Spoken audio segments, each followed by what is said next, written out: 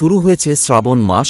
এই পবিত্র মাসে উপবাস রাখার এই 5 নিয়ম সব শিব ভক্তের অবশ্যই জানা জরুরি।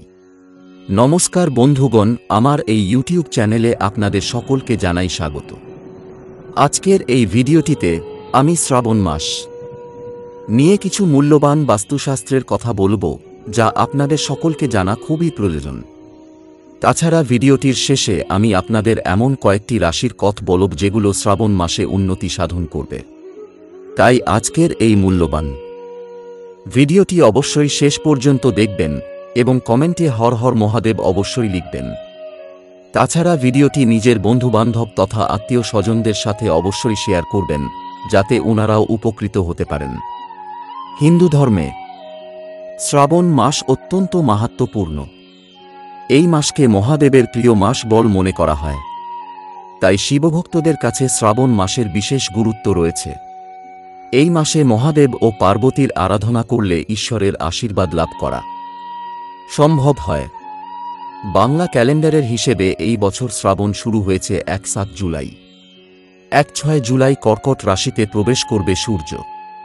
তার পরের দিন থেকে শুরু হবে শ্রাবণ। তবে বৈদিক পঞ্জিকা মতে আগামী 2 জুলাই গুরু পূর্ণিমার পরের দিন থেকে শ্রাবণ মাস শুরু হবে। জেনে নিন শ্রাবণ মাসে উপবাস রাখার কয়েকটি জরুরি বিধি। 1. শিবলিঙ্গ প্রদক্ষিণ করবেন না। শ্রাবণে শিব পুজো তো করবেন, কিন্তু শিবলিঙ্গ প্রদক্ষিণ করবেন না। মহাদেব তাকে প্রদক্ষিণ করা পছন্দ করেন না। তাই শিবলিঙ্গ বা মহাদেবের মূর্তিকে ভুলেও প্রদক্ষিণ করবেন না। আর শিবলিঙ্গ ঢালা জল যদি মাটিতে গড়িয়ে পড়ে, তাহলে এই জল পাড়াবেন না বা ডিঙিয়ে যাবেন না। 2. মহাদেবকে যা নিবেদন করবেন না। শ্রাবণে মহাদেবের আরাধনা করলে তাকে কোন সামগ্রী নিবেদন করবেন না তা জেনে নিন। শঙ্খ থেকে জল শিবলিঙ্গে ঢালবেন না। শিবলিঙ্গে ভুলেও তুলসী পাতা দেবেন না। এছাড়া শিবলিঙ্গে সিঁদুরের প্রলেপ দিতে নেই, বরং চন্দনের তিলক লাগাতে পারেন। মহাদেবের আশীর্বাদ পেতে পিতলের পাত্র থেকে শিবলিঙ্গে জল দিন। 3. সোমবার বেলপাতা ছিঁড়বেন না। সোমবার হল মহাদেবের প্রিয় দিন। তাই শ্রাবণ মাসের সোমবারগুলি শিব পুজোর জন্য বিশেষ গুরুত্বপূর্ণ। মহাদেবের আরাধনায় বেলপাতা জরুরি হলেও সোমবার ভুলেও বেলপাতা ছিঁড়বেন না। আপনি সোমবার পুজো করলে আগের দিন বেলপাতা গাছ থেকে তুলে রাখুন। 4. স্টিল বা তামার পাত্র থেকে জল দেবেন না।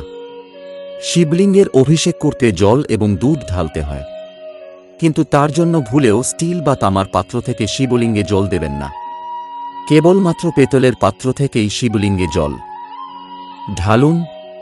5. শ্রাবণের উপবাসে দুধ খাবেন না। আপনি যদি শ্রাবণ মাসে উপবাস রাখেন, তাহলে উপবাসের সময় ভুলেও দুধ খাবেন না। শ্রাবণ মাসে মহাদেবকে দুধ নিবেদন করুন, শিবলিঙ্গে দুধ ঢালুন। এর ফলে কোষ্ঠী থেকে চন্দ্র দোষ দূর হবে এবং মনের অশান্তি কমবে। কিন্তু শ্রাবণের উপবাসে নিজে দুধ খাবেন না। শ্রাবণ মাসে তৈরি হচ্ছে দুর্লভ সংযোগ। শুভ যোগে 4 রাশির জীবনে সুখের বন্যা, টাকার ফোয়ারা, সুখবর চাকরিতেও। আষাঢ় মাস শেষ হয়ে শুরু হয়ে যাবে শ্রাবণ মাস। শ্রাবণ মাসে তৈরি হতে চলেছে একাধিক শুভ যোগ। শুভ যোগের প্রভাব সরাসরি পড়তে চলেছে 1-2 রাশির জাতক জাতিকার উপরে। তবে কেবলমাত্র ইতিবাচকই নয়, কয়েকটি রাশির উপর নেতিবাচক প্রভাবও পড়তে পারে। দেওয়ারের বিখ্যাত জ্যোতিষী পণ্ডিত নন্দকিশোর মুদগল জানালেন কোন রাশির জন্য শুভ হতে চলেছে শ্রাবণ মাস। সর্বার্থ সিদ্ধি যোগ, অমৃত সিদ্ধি যোগ, আযুষ্মান যোগ, শুক্র আদিত্য যোগ, নপঞ্চম ষষ্ঠ যোগের মতো একাধিক শুভ যোগ তৈরি হবে শ্রাবণ মাসে। জেনে নিন এই মাস কোন রাশির জন্য শুভ হতে চলেছে। মেষ রাশি। মেষ রাশির জাতক জাতিকাদের জন্য সেরা মাস হতে চলেছে শ্রাবণ মাস। শ্রাবণ মাসে মহাদেবের পুজো করা হয়। আধ্যাত্মিক কাজে আগ্রহ বাড়তে চলেছে। রোজগারের পরিমাণ বাড়বে, খরচ কমবে। কর্কট রাশি। কর্কট রাশির জাতক জাতিকাদের জন্য শ্রাবণ মাসটি খুব শুভ হতে চলেছে। মহাদেবের কৃপায় সমস্ত অমীমাংসিত কাজ শেষ হতে চলেছে। ব্যবসা করলে অর্থ বিনিয়োগ করতে পারেন, আর্থিক লাভের সম্ভাবনা রয়েছে। কোনো পুরানো বন্ধুর সঙ্গে দেখা হতে পারে। বিবাহিত জীবনে যদি সমস্যা থাকে তবে তাও মিটে যেতে পারে। সিংহ রাশি। সিংহ রাশির জাতক জাতিকাদের শ্রাবণ মাস খুব ভালো কাটবে। শুভ সময় আসতে চলেছে। যারা প্রতিযোগিতামূলক পরীক্ষার জন্য প্রস্তুতি নিচ্ছেন তারা সফল হবেন। চাকরিতে পদোন্নতি ও বদলির সম্ভাবনা রয়েছে। সমাজে সম্মান ও প্রতিপত্তি বৃদ্ধি পেতে চলেছে। কুম্ভ রাশি। কুম্ভ রাশির জাতক জাতিকাদের জন্য শুভ হতে চলেছে শ্রাবণ মাস। ইতিবাচক প্রভাব পড়তে চলেছে। মহাদেবের কৃপায় দাম্পত্য জীবন সুখের হবে। আর্থিক লাভের সম্ভাবনা। পরিবারে সুখের সময় বজায় থাকবে। তো এই ছিল আজকের শ্রাবণ মাস নিয়ে কিছু মূল্যবান বাস্তু টিপস এবং রাশিফল।